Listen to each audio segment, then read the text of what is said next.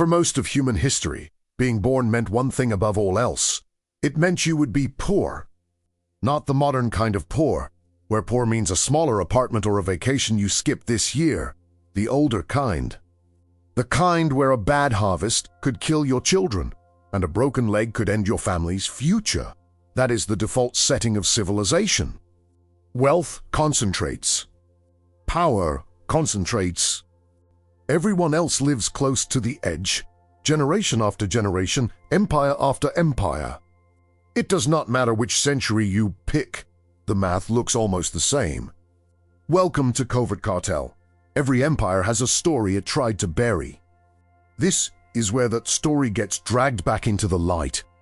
So here is the uncomfortable question hiding inside that history. If poverty was always the rule, then the modern middle class was never the reward for a functioning economy.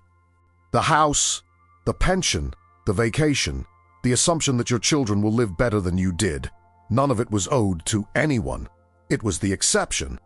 And exceptions do not last, just because people got used to them. You do not need to own a home or check a retirement account to be part of this story.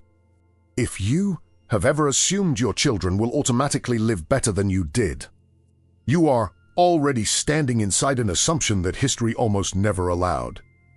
Imagine you could be dropped at random into any point in human history. No choice of country, no choice of parents, no choice of class.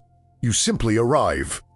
Start with the Roman Empire, at its height, a civilization of roughly 50 to 60 million people under a single administration. Rome had senators, merchants, landowners, and commercial networks stretching across 3 continents. Those are the Romans historians write about. They are also almost nobody. Something close to 80% of the empire lived outside cities, working land that mostly belonged to someone else. Move forward 1,000 years, and the shape barely changes. At the start of the 13th century, roughly 90% of Western Europeans lived in the countryside. By 1300, after centuries of trade expansion, the figure had only dropped to around 85%. Take 100 people from that world. 85 of them are peasants, laborers, or servants. Nobility, in many regions, made up only a few percent of the population. In 18th century French Flanders, nobles were roughly half of 1% of the rural population, yet they controlled close to a third of the land. Rome could raise aqueducts and conquer continents without making its people rich. A civilization can grow enormously powerful while its average citizen stays exactly where he started. That is not a flaw in the system. For most of history, that was the system. The pattern holds even when you zoom into individual regions instead of entire empires. In medieval England, manorial records show most villagers owed labor, rent, or produced to a lord who owned the land beneath their homes. In Song Dynasty China, despite one of the most sophisticated bureaucracies on Earth, the vast majority of the population remained tied to agricultural land they did not own outright. Different continents, different centuries, different languages for the same arrangement. A narrow layer at the top controlling the surplus everyone else produced. Here is where modern people get tricked without realizing it. Most assume the past looked prosperous simply because so much of what survived from it looks prosperous. Rich families left portraits, stone houses, letters, and account books behind. Poor families left almost nothing for a museum to display. Nobody preserved the hut of the laborer who died owing rent and a few chickens. A restored merchant's home in Florence or Bruges quietly convinces modern visitors that an entire town once looked that way. The surviving evidence simply looks richer than the people who actually lived through it. This is not a small statistical quirk. Around 1820, after centuries of trade, banking, and early industrial growth, most of humanity was still trapped near the bottom. Somewhere between 75 and 80% of people lived in what economic historians now classify as extreme poverty. That estimate comes from long-run poverty reconstructions published by the World Bank in 2018. Picture 100 people alive at that moment. Roughly 80 of them cannot reliably afford food, shelter, and heat at the same time.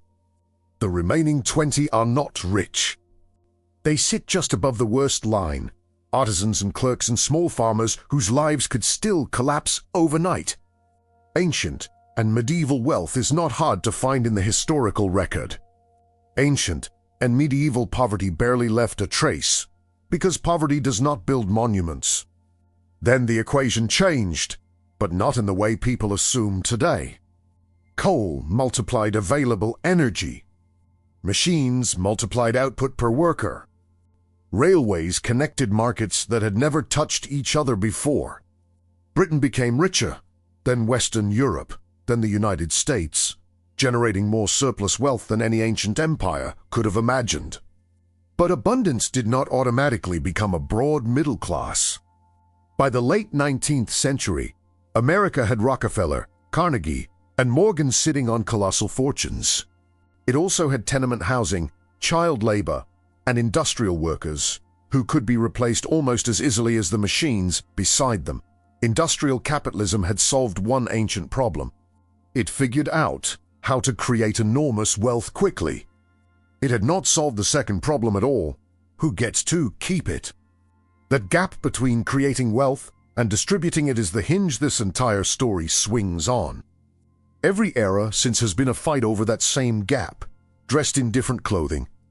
Factory owners in Manchester and steel barons in Pittsburgh were not doing anything Roman senators had not already figured out centuries earlier.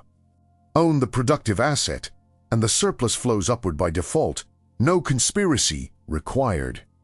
The only real question in every era is what force manages to interrupt the default long enough for anyone else to catch up. The gap did not close through policy debates or gradual reform. It closed through catastrophe. Between 1914 and repeatedly, World War I shattered empires. Inflation wiped out savings across Europe. The Great Depression erased businesses and fortunes overnight. Then World War II destroyed cities, factories, and tens of millions of lives. There is nothing noble about this sequence. War did not generously hand prosperity to ordinary people. It slaughtered them by the millions. But mass destruction also rearranged power in a way that decades of ordinary politics had failed to do. Old fortunes were weakened by taxation, inflation, and physical destruction. At the same time, industrial states suddenly needed every available worker just to survive. War doesn't hand out prosperity. It rearranges who holds leverage once the fighting stops. Governments needed soldiers. Factories needed labor. Voting rights expanded. Millions of people who had been treated as replaceable economic inputs became, for the first time, indispensable to the states that governed them. Out of that wreckage came the strangest economic window in modern history. American economists later called part of what happened in the 1940s the Great Compression. Wage inequality fell sharply. The gap between occupations, education levels, and regions narrowed in a way it had never narrowed before. Then came 1945, and the United States emerged with its industrial base fully intact while Europe and Japan had to rebuild almost everything. Factories needed labor. Unions had real leverage. Governments invested heavily in roads, housing, and education. Veterans received the GI Bill. In the United States, non-farm homeownership climbed from roughly 41% in 1940 to around 61% by 1960, according to U.S. Census data. Owning a house moved from being unavailable to most households to becoming a mass expectation in the span of 20 years. This was not a golden age for everyone. Black Americans were systematically excluded from many of those same mortgages and neighborhoods. But for a meaningful slice of Western economies, something historically bizarre was happening. Ordinary workers, without a university degree, could support a household. build equity in a home, and expect their children to end up richer than they were. That was not the normal reward for a healthy economy. It was the product of a very specific, very temporary alignment of conditions. And that alignment became the mistake everyone made next. It got treated as permanent, as though history had finally been solved instead of briefly interrupted. The postwar arrangement depended on conditions that rarely appear together, productivity rising fast, capital that could not easily leave the country, governments with strong political reasons to make capitalism deliver for ordinary households. Then the 1970s arrived, and the arrangement began to fracture. Productivity growth slowed. Germany and Japan became serious competitors. The oil shocks of 1973 and 1979 sent energy prices soaring while inflation and unemployment rose together, a combination the old economic playbook had no answer for. Margaret Thatcher took power in 1979. Ronald Reagan followed in 1981. Reagan's tax legislation cut the top marginal income tax rate from 70% to 50%, with later reforms pushing it lower still. That same year, thousands of striking air traffic controllers were fired after refusing to return to work. The number mattered less than the signal it sent. Organized labor could be confronted and beaten in public. Then technology and globalization made that shift far more powerful than either politician could have engineered alone. Shipping containers slashed transportation costs. Communication became instant. A company that once depended on thousands of workers in one city could now automate part of the job, move another part overseas, and raise capital almost anywhere on Earth. Capital learned to travel. Workers, for the most part, did not. Picture two people negotiating across a table. One can move his money to another continent by lunchtime. The other has a mortgage, children in school, and a job 15 minutes from home. The negotiation was never close to even again. None of this required a villain sitting in a boardroom planning the outcome in advance. A container ship does not have an ideology. A spreadsheet does not care which country's workers lose their jobs, only which option costs less. That is precisely what makes this pattern so hard to fight politically. It rarely announces itself as an attack. It arrives disguised as efficiency, and efficiency is very difficult to argue against in public. By the 1990s, labor's share of national income across advanced economies had been trending downward for over a decade, even as those same economies kept growing on paper.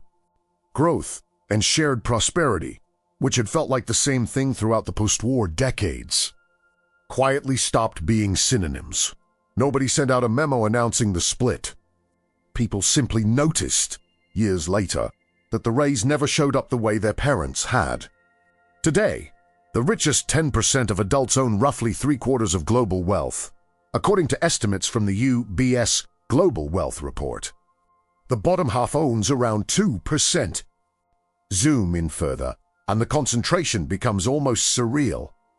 Fewer than 60,000 people in the global top 0.001% hold several times more wealth than the poorer half of the planet's adults combined. That does not prove every fortune on that list was stolen. Entrepreneurs can create enormous value and grow wealthy while making other people richer at the same time. But pretending that ownership concentration has no effect on power means ignoring how capital actually behaves. A worker sells hours. An owner owns something that can quietly appreciate while he sleeps. A worker can save a slice of a paycheck if the month goes well. An owner can reinvest, borrow against what he already holds, and let compounding do the rest of the work automatically. And now, artificial intelligence may be about to run this exact experiment again at a speed nobody has tested before. AI could generate extraordinary productivity gains, the kind that historically made whole civilizations richer. But history is not subtle about the follow-up question: who owns the machines? Who owns the models, the chips, the data centers, and the platforms collecting the profits? There is no law of economics that says productivity automatically becomes middle-class prosperity. For almost the entire span of human history, it simply did not. The interruption that happened between 1914 and 1960 was not a natural law finally kicking in.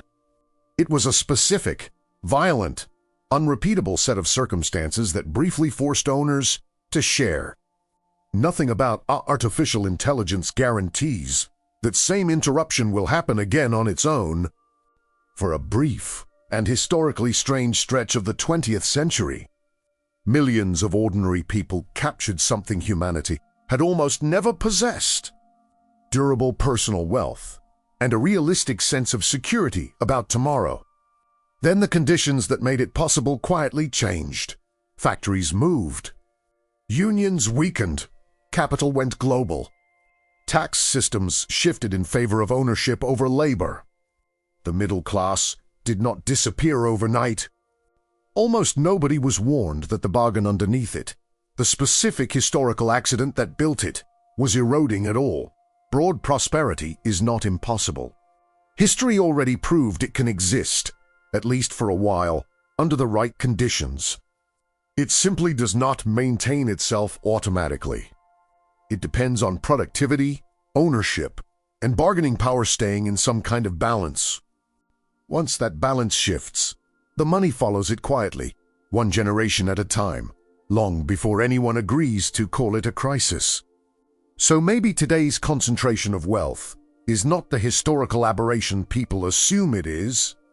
Maybe the truly strange period was the handful of decades when ordinary workers held enough leverage to claim a real share of an exploding economy. Their children simply grew up assuming that was how a prosperous society always worked. History doesn't repeat itself. But if you don't understand it, it tends to destroy you the same way. If this uncovered something you always suspected, subscribe. Every empire has a story it tried to bury. I'll keep digging.